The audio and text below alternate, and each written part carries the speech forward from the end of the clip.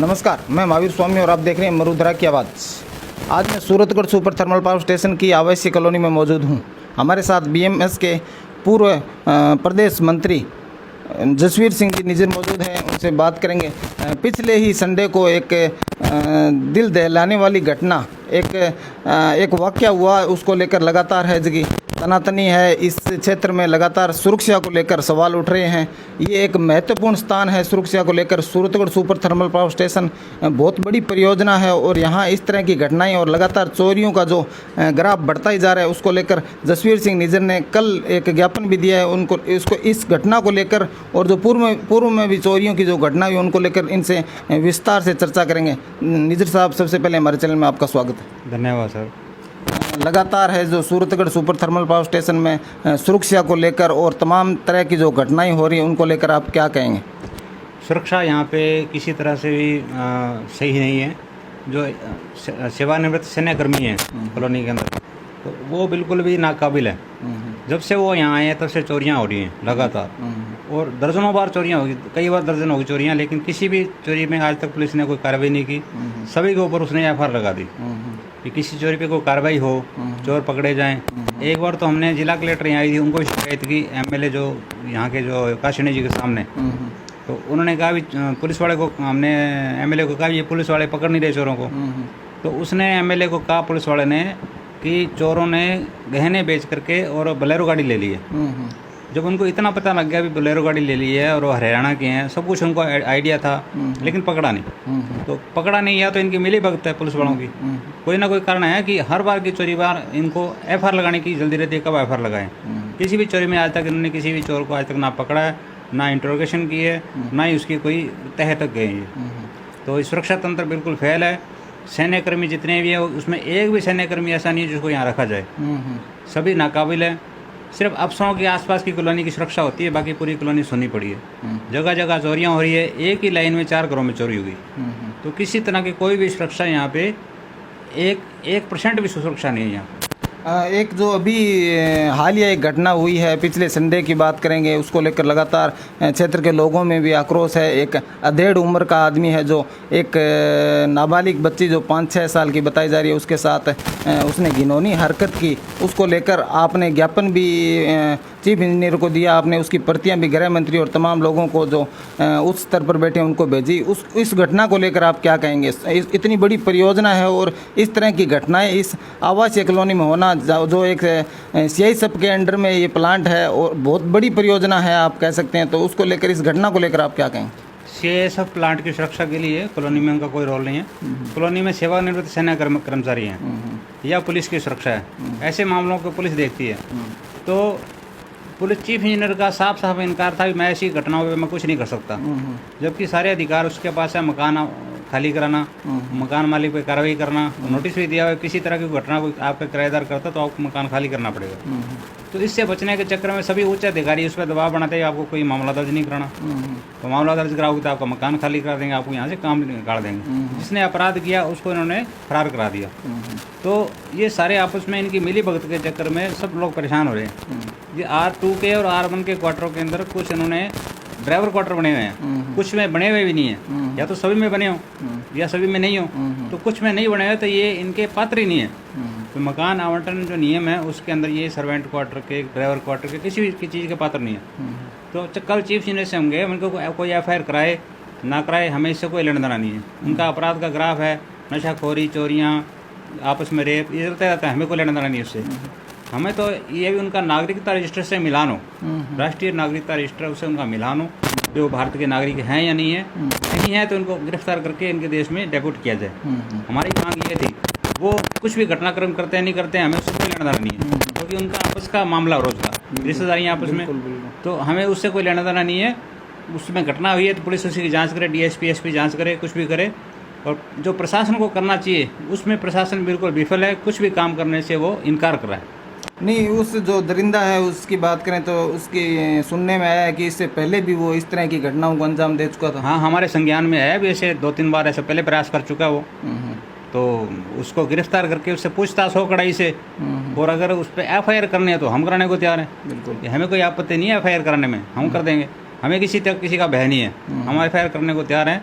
लेकिन पुलिस उसको पकड़े और पकड़ के उससे सख्ती से पूछताछ करे, और जितने भी ये रह रहे हैं इनकी पहचान हो, ये बांग्लादेशी हैं, रोहिंग्या के हैं, कहाँ के हैं, क्योंकि एक ही तरह के 99% लोग एक ही तरह के सारे हैं सभी क्वार्टरों में। तो इन सब से प्लांट को और कॉलोनी को, सैन्य ठिकाने, सभी को खतरा है इससे। ये कल को ये वहाँ से इनकी वार्तालाप होती है, कौन आता है कौन जाता है, को पता नहीं इनका। ये इनके मेहमान भी तो आते हैं ना, तो किसी तरह का कोई रिकॉर्ड नहीं है मेंटेन।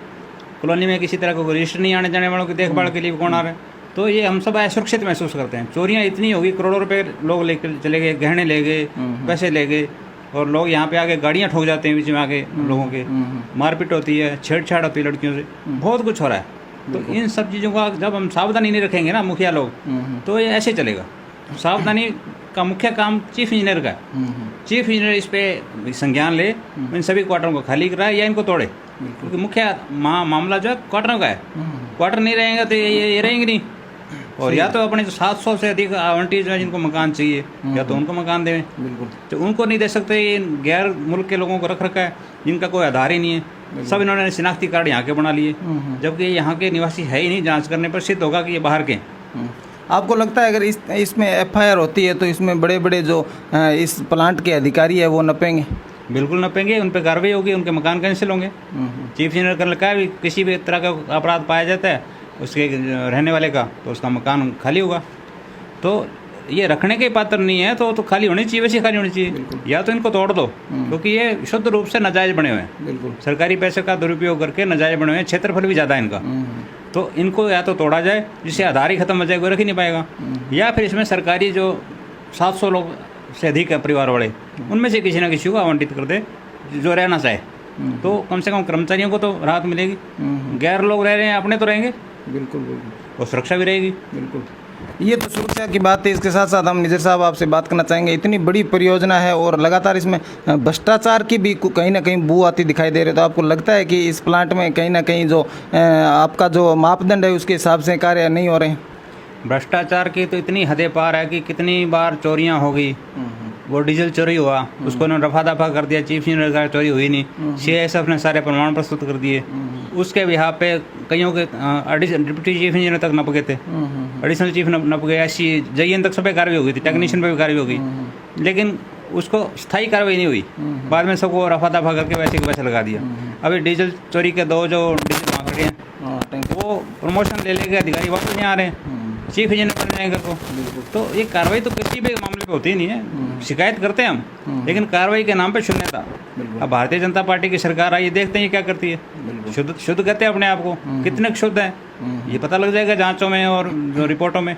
शुद्ध हैं तो फिर कार्रवाई करें, इनको निलंबित करें।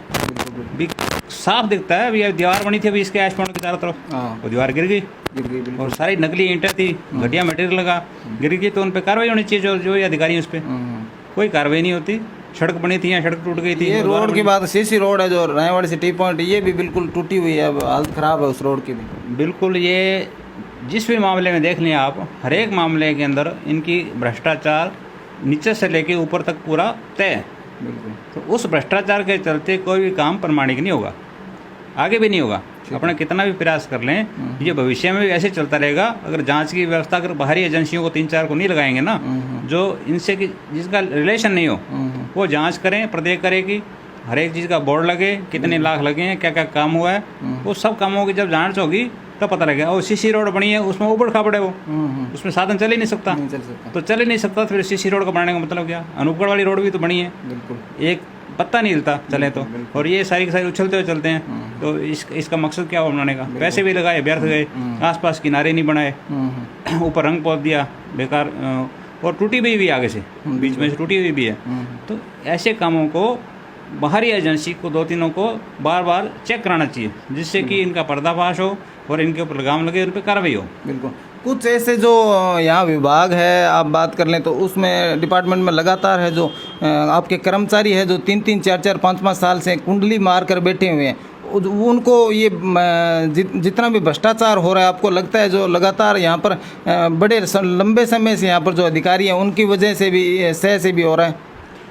लेखा सखा है, कमाई वाले जितनी भी पोस्टें हैं उनकी समय सीमा तय भी 2-3 साल से ऊपर कोई नहीं रहना चाहिए। जब से नियुक्ति हुई तब से यहाँ लिखे हैं लोग, और बड़ी बड़ी पोस्टों पे आ गए, और वो भ्रष्टाचार के अंदर अहम है उनका रोल। बिल्कुल प्रत्येक भ्रष्टाचार में उनका रोल प्रमुखता से रहता है, लेकिन उनको ऊपरी शय के कारण से वो यहीं जमे, चाहे सिविल का विभाग हो, चाहे लेखा शाखा का हो, चाहे इंजीनियरिंग विभाग हो, चाहे प्लांट का कोई भी काम हो, बिल्कुल सभी में भ्रष्टाचार तो होगा ही होगा। उसको रोकने की व्यवस्था नहीं है, व्यवस्था नहीं है, जांच नहीं है तो भ्रष्टाचार होगा। साफ सफाई है नहीं, बिल्कुल सब जगह गंदगी है, तो ये कोई देखने वाला नहीं है तो गंदगी होगी। बिल्कुल बिल्कुल। ये थे जसवीर सिंह जी निज्जर, जो हमारे चैनल के माध्यम से यहाँ की जो स्थिति है उसके बारे में बता रहे थे। हालिया जो घटनाएं है उसके बारे में इन्होंने प्रकाश डाला, और इतनी बड़ी परियोजना होने के बावजूद यहाँ जो इन्होंने बताया कि सुरक्षा के नाम पर शून्य है, अन्य जो भ्रष्टाचार की तमाम जो विभागों में बू आ रही है, इन तमाम जो मुद्दे हैं उन पर हमारा चैनल लगातार मुखरता से आपके सामने आता रहेगा और प्रमुखता से आवाज़ उठाता रहेगा। मिलते हैं किसी अन्य खबर के साथ, तब तक देखते रहिए मरुधरा की आवाज़।